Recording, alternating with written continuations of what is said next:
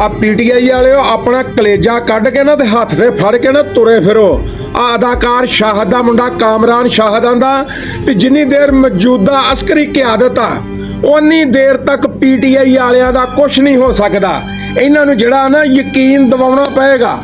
ਜਿੰਨੀ ਦੇਰ ਮੁਲਕ ਦੇ ਨਾਲ ਸੰਸੇਰ ਨਹੀਂ ਹੁੰਦੇ ਉਨੀ ਦੇਰ ਤੱਕ ਇਹਨਾਂ ਦਾ ਕੁਝ ਨਹੀਂ ਬਣ ਸਕਦਾ। ਤੇ ਕੀ ਗੱਲ ਸਰਕਾਰ ਆ ਜਦੋਂ ਜੰਗ ਦੇ ਲਮਹਾਤ ਆਏ ਆ ਵੱਧ ਚੜ ਕੇ ਇੰਡੀਆ ਦੀ ਕਿੰਨੇ ਮੰਜੀ ਠੋਕੀ ਆ, ਮੋਦੀ ਦੀ ਕਿੰਨੇ ਮੰਜੀ ਠੋਕੀ ਆ, ਕਿਹੜਾ ਵਾ ਜਿਹੜਾ ਮਹੀਂ ਬੇਵਤਨ ਨਹੀਂ।